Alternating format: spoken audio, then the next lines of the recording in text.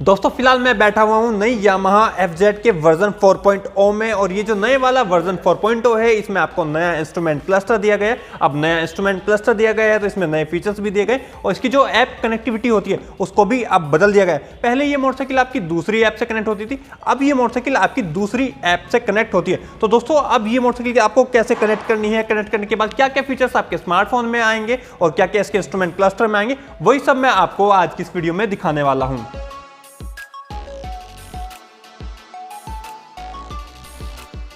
और स्मार्टफोन को कनेक्ट करने के लिए सबसे पहले आपको स्मार्टफोन का प्ले स्टोर खोलना है और Yamaha motorcycle connect app install कर लेनी है। और यहीं पर आपको सबसे ज़्यादा ध्यान देना है कि आपको ऐप ही कौन सी इंस्टॉल करनी है। तो दोस्तों आप इसका लोगो देख लीजिए, ऊपर यामाहा लिखा होता है, यामाहा का लोगो होता है और एक मोटरसाइकिल और कुछ जैसे वाईफाई का लोगो होता है, कुछ ऐसा होता है। आपको यही ऐप इंस्टॉल करनी है और इस ऐप की लिंक भी मैं आपको नीचे डिस्क्रिप्शन में दे दूँगा, आप वहाँ से भी इंस्टॉल कर सकते हैं। और इंस्टॉल करने के बाद सिंपली आपको ओपन करनी है और ऐप के ओपन होने के बाद कुछ ऐसा आपका इंटरफेस आता है। यहाँ पर आपके पास दो ऑप्शंस होते हैं, या तो आप फोन नंबर से भी लॉगिन कर सकते हैं या फिर आप ईमेल एड्रेस से भी लॉगिन कर सकते हैं। लेकिन जैसे कि अगर आप ये वाई कनेक्ट ऐप के लिए बिल्कुल नए कस्टमर हैं तो फिर आपको न्यू अकाउंट रजिस्ट्रेशन पर जाना होगा और जिधर ये क्लिक हेयर लिखा है इधर आपको क्लिक करना होगा। और इधर क्लिक करने के बाद आपके पास ऑप्शन आ जाएगा कि आप फोन नंबर से भी रजिस्ट्रेशन कर सकते हैं और ईमेल एड्रेस से भी कर सकते हैं। तो फिलहाल मैं आपको फोन नंबर से करके दिखा रहा हूँ। और फोन नंबर डालने के बाद सिंपली एक OTP आपके उसी नंबर पर जाता है और वो आपको इधर फिल कर देना है, जैसे कि फिलहाल मैं फिल कर रहा हूँ। और OTP डालने के बाद आपको अपना पासवर्ड बनाना है और पासवर्ड बनाने के बाद आपको अपनी डेट ऑफ बर्थ भी फिल करके सबमिट कर देनी है। और इतना सब करने के बाद जो आपका रजिस्ट्रेशन का प्रोसेस होता है वो अच्छे से हो जाता है। अब सिंपली आपको इधर अपनी कंट्री का कोड सेलेक्ट करना है, जैसे कि मैं जाता हूँ और इंडिया सेलेक्ट करता हूँ। और अब मैं अपना फ़ोन नंबर इधर डाल दूंगा और पासवर्ड डाल करके लॉगिन कर लूँगा। और जब आप ये अपना फिर से फ़ोन नंबर डाल देते हैं, पासवर्ड डाल देते हैं, तो दोस्तों अभी भी आपका रजिस्ट्रेशन प्रोसेस पूरा नहीं हुआ है। अभी आपको अपना निकनेम रखना है, कंट्री, रीजन और जेंडर इस ऐप को बताना है।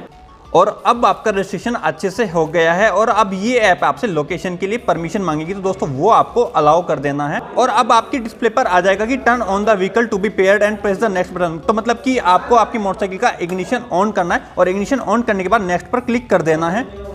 और जैसे ही आप इतना करेंगे फिर से ये लोकेशन के लिए आ रहा है, तो फिलहाल मैंने फिर से इसको परमिशन दे दी। और अगर परमिशन देते देते कहीं पर अटक जाते हैं तो दोस्तों कुछ ऐसा एक आपका पेज खुल जाता है, तो यहाँ से फिर से आपको परमिशन देनी है और आपको ये सारी की सारी ही परमिशन दे देनी है, जिससे कि आपको आगे चल के कोई भी दिक्कत ना आए। और अब मैंने इसको सारी की सारी परमिशन दे दी थी। तो दोस्तों अब क्या है, इस ऐप ने मोटरसाइकिल को ढूंढना शुरू कर दिया। जैसे कि ऊपर आ गई है ना FZS, तो दोस्तों मैं यहाँ पर क्लिक कर देता हूँ और अब फिर मेरे पास ऑप्शन आ रहा है कि या तो मैं CCU कोड को स्कैन करूं या फिर मैं अपने VIN नंबर को डालूं। और ये CCU कोड को स्कैन करने के लिए आपको आपकी मोटरसाइकिल की सीट ओपन करनी होती है और यहाँ पर आपको कुछ ऐसा एक डिवाइस दिखाई दे जाएगा जिसके ऊपर ये बार कोड होता है। तो दोस्तों जब आप ये सर्च करें, यहाँ पर आपको एक चीज़ का ध्यान देना है कि जब आप ये अपनी सीट खोलेंगे तो आप इधर अपनी चाबी लगाएंगे और आपका इग्निशन ऑफ हो जाएगा। तो यहाँ पर आपको ध्यान ये रखना कि आप सीट ओपन करने के बाद अपनी चाबी निकाल लें और इग्निशन को ऑन कर लें, क्योंकि अगर इग्निशन ही ऑन नहीं होगा तो आपकी मोटरसाइकिल कनेक्ट नहीं हो पाएगी, आप कितने ही कोड को स्कैन करते रहना।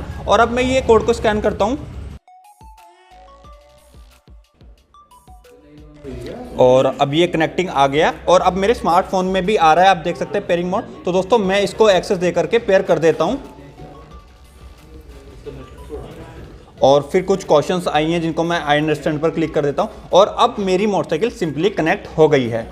और सक्सेसफुली कनेक्ट होने के बाद कुछ ऐसा आपका इंटरफेस आता है। यहाँ पर ये स्कूटर गलत आ रहा है लेकिन हाँ नाम सही आ रहा है। तो दोस्तों जो आपका मेन इंटरफेस होता है, यहाँ पर कुछ आपकी इन्फॉर्मेशन होती है, जैसे कि लास्ट अपडेट यहाँ पर आ रही है। यहाँ पर जो आपके इंजन ऑयल और आपकी बैटरी की जो इन्फॉर्मेशन है वो आ रही है कि उनकी जो हेल्थ है वो गुड है। और उसके अलावा जो दूसरा आइकन मुझे दिखाई दे रहा है वो ये पेट्रोल वाला है, जैसा पेट्रोल पंप का होता है। तो दोस्तों यहाँ पर जो भी आपकी माइलेज से रिलेटेड जो भी इन्फॉर्मेशन होती है मंथली, ईयरली, वो सारी की सारी यहाँ पर आ जाएगी कि आपकी मोटरसाइकिल कितना एवरेज दे रही है, कितना माइलेज दे रही है, क्या फ्यूल कंजप्शन है, वो सारी की सारी इन्फॉर्मेशन यहाँ पर आ जाएगी जब आपकी मोटरसाइकिल चलेगी। और आप ये मंथली या फिर ईयरली यहाँ से चेक कर सकते हैं। उसके अलावा जो दूसरा आइकन मुझे दिखाई दे रहा है वो ये लोकेशन वाला है। तो दोस्तों यहाँ से आपके माइंड में आएगा कि इसमें GPS नेविगेशन जैसे फीचर्स होंगे, तो भैया इसमें GPS नेविगेशन जैसे तो कोई भी फीचर्स नहीं है। इसके इंस्ट्रूमेंट क्लस्टर में आपको कोई भी नेविगेशन जैसे फीचर्स नहीं दिए गए हैं। इसमें क्या है, लास्ट पार्क लोकेशन का एक फीचर है। मतलब कि सपोज करिए आप आपकी मोटरसाइकिल को कहीं पर खड़ी करके भूल गए, तो फिर इसकी ऐप में जो आपकी मोटरसाइकिल लास्ट पार्क लोकेशन होती है, मतलब कि जहां पर आपकी मोटरसाइकिल खड़ी होती है, वो लोकेशन रिकॉर्ड हो जाती है और आप उसके लिए नेविगेट भी कर सकते हैं। जैसे कि फिलहाल मैं ये गो पर क्लिक करता हूं तो अब मुझे क्या है, ये मैप नेविगेट कर देगा कि मेरी मोटरसाइकिल कहाँ पर खड़ी है और यहाँ पर ये अच्छे से ही काम कर रहा है। क्योंकि आप देख सकते हैं जैसे कि मैं मोटरसाइकिल के ऊपर ही बैठा हूँ, तो जो डिफरेंस आ रहा है वो कुल 10 मीटर का आ रहा है। मतलब कि ये फीचर आपका काफी अच्छे से काम कर रहा है। और ये लास्ट पार्क लोकेशन के बाद जो मुझे दूसरा फीचर दिखाई दे रहा है वो एक ये कप वाला। यहाँ से क्या है कि आपकी कुछ रैंकिंग आ जाती है, जैसे कि माइलेज की, इको की, मतलब कि अगर आप और कुछ ज्यादा राइडर्स के साथ चल रहे हैं, उनके पास भी ये यामाहा की मोटरसाइकिल है, तो दोस्तों उस ग्रुप में आपकी कौन सी रैंकिंग है, आप किस तरह से मोटरसाइकिल चलाए, वो इन्फॉर्मेशन आपको इधर मिल जाएगी। और इन फीचर्स के बाद जो अगला फीचर मुझे दिखाई दे रहा है वो एक ये इधर अगर कॉर्नर में देखेंगे तो एक आइकन बना हुआ है डैशबोर्ड वाला। तो दोस्तों अगर मैं यहाँ पर आता हूँ तो यहाँ पर क्या है, कुछ एक रेव डैशबोर्ड आ गया है जैसे कि इको लिखा हुआ है। तो अब अगर मैं अपनी मोटरसाइकिल को स्टार्ट करता हूँ तो फिर अब आप देख सकते हैं कि जिस हिसाब से भी मैं अपनी मोटरसाइकिल को एक्सलेट कर रहा हूँ तो वो टैकोमीटर में तो मुझे इन्फॉर्मेशन मिलती है कि आरपीएम बढ़ते हैं, लेकिन उसके साथ साथ ये जो आपका टैकोमीटर है ये मेरे स्मार्टफोन में भी आ गया। आप देख सकते हैं कितने अच्छे से ये काम कर रहा है। उसके अलावा अगर मैं अभी ये मोटरसाइकिल को बंद कर देता हूँ तो दोस्तों जो मेरी स्पीड होगी वो भी इधर आ जाएगी, या फिर जो मेरी एवरेज फ्यूल कंजप्शन होगी कि मेरी मोटरसाइकिल 1 लीटर पेट्रोल में कितने किलोमीटर चल रही है, वो इन्फॉर्मेशन यहाँ पर आ जाएगी। और जो इंजन का टेम्परेचर होगा या फिर जो इधर ये एयर टेम्परेचर आ रहा है वो भी मुझे यहाँ पर शो हो जाएगा। तो दोस्तों ये हो गए इसके कुछ ये डैशबोर्ड वाले फीचर्स। उसके अलावा अगर आप नीचे देख रहे हैं तो यहाँ पर आपका मेन ओडोमीटर आ रहा है कि आपकी मोटरसाइकिल कितने किलोमीटर चली हुई है, और ये अच्छे से काम कर रहा है। फिलहाल ये मोटरसाइकिल 1 ही किलोमीटर चली है तो यहाँ पर ये 1 ही किलोमीटर शो कर रहा है। उसके अलावा इधर आपको कुछ 3 डॉट्स दिखाई देंगी। तो दोस्तों यहाँ से क्या है, इसकी कुछ सेटिंग वगैरह होती है, जैसे कि व्हीकल की इन्फॉर्मेशन हो गई वो आपकी यहाँ से आ जाती है। आप यहाँ से नाम वगैरह या फिर परचेज लिस्ट वगैरह या फिर रजिस्ट्रेशन नंबर वगैरह भी आप यहाँ से चेंज कर सकते हैं, या फिर आप अपनी मोटरसाइकिल का फोटो भी यहाँ से चेंज कर सकते हैं। उसके बाद आपका रैप डैशबोर्ड हो गया जो कि मैं आपको दिखाई चुका, और उसके बाद यहाँ पर फ्यूल कंजप्शन वाला फीचर हो गया जो कि मैं आपको नीचे दिखा चुका।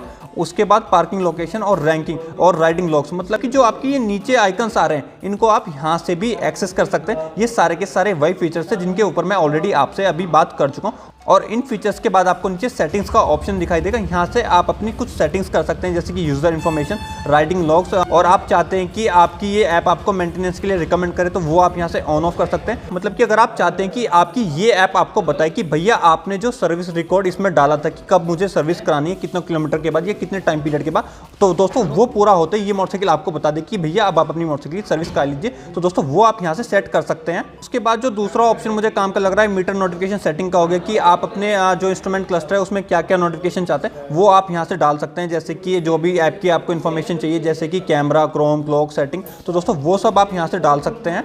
आपके पास 6 ऐसी ऐप्स का ऑप्शन है जिनकी नोटिफिकेशन आपको आपके इंस्ट्रूमेंट क्लस्टर में चाहिए, और इनकमिंग कॉल्स की चाहिए या फिर नहीं चाहिए वो भी आप यहाँ से ऑन ऑफ कर सकते हैं।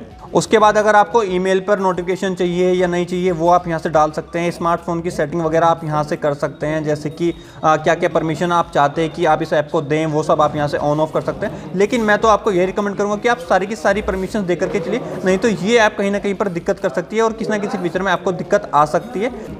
और अभी जैसे कि मेरे स्मार्टफोन पर कॉल आ रही है तो दोस्तों वो मेरे स्मार्टफोन पर तो इन्फॉर्मेशन आनी है, लेकिन अगर आप इस ऐप के इंस्ट्रूमेंट क्लस्टर को देखें तो यहाँ पर जो फोन वाला आइकन है ये ब्लिंक कर रहा है, लेकिन कोई भी नंबर या फिर नाम यहाँ पर शो नहीं कर रहा है। जैसे कि और मोटरसाइकिल्स को अगर आप कनेक्ट करते हैं और मैन्युफैक्चरर्स की ऐप कनेक्टिविटी को आप कनेक्ट करते हैं तो दोस्तों वहाँ पर क्या होता है, आपको नंबर भी शो कर देते हैं। तो दोस्तों यहाँ पर अगर ये भी नंबर शो करती तो वो ज़्यादा बेहतर होता, क्योंकि ये जो आइकन शो कर रहा है ये इतना कोई ज़्यादा विजिबल नहीं हो सकता है, इस पर आपका ज़्यादा ध्यान भी ना जाए। और ये कॉल के अलावा अगर आपको कोई मैसेज आएगा तो दोस्तों उसका आइकन भी आपके इंस्ट्रूमेंट क्लस्टर में इधर ही बना आ जाएगा जिधर की आपका ये कॉल का आ रहा है, बैटरी का आ रहा है। और ये आइकन के अलावा अगर इसके इंस्ट्रूमेंट क्लस्टर के फीचर्स के मामले में ही बात की जाए तो कोई ज़्यादा इन्फॉर्मेशन मुझे इसके इंस्ट्रूमेंट क्लस्टर में नजर नहीं आ रही है। इसके इंस्ट्रूमेंट क्लस्टर में बस यही है कि अगर आप नोटिफिकेशन वगैरह ऑन करके चलते हैं तो बस थोड़े बहुत आइकन ही ब्लिंक करते हैं। इसके अलावा जैसे कि जीपीएस नेविगेशन जैसे फीचर्स हो गए, या फिर पूरी की पूरी कॉलर आईडी हो गई कि आपके डिस्प्ले में कॉलर का नाम आ जाए, नंबर आ जाए, तो दोस्तों वैसे कुछ फीचर्स मुझे इसकी ऐप में नजर नहीं आए हैं। और मेरे हिसाब से अगर किसी फोन में ये ब्लूटूथ ऐप कनेक्टिविटी जैसे फीचर्स दिए जा रहे हैं तो वो फीचर्स होने ही होने चाहिए, लेकिन यामाहा वालों ने अपनी ये ब्लूटूथ ऐप कनेक्टिविटी में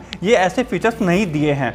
तो दोस्तों यही सब था ये नई यामाहा FZ वर्जन 4.0 की ब्लूटूथ ऐप कनेक्टिविटी के बारे में कि कैसे आपका स्मार्टफोन कनेक्ट होता है और कनेक्ट होने के बाद क्या क्या फीचर्स आपके स्मार्टफोन में और क्या क्या इसके इंस्ट्रूमेंट क्लस्टर में है, और आप इस पर आपके क्या विचार है, आपको इस ऐप में क्या कुछ कमियां लग रही है या इस पर आपके क्या विचार है वो आप मुझे कमेंट करके जरूर बताइएगा। और बस आज की इस वीडियो में इतना ही, और मैं मिलता हूँ आपसे अपनी अगली वीडियो में।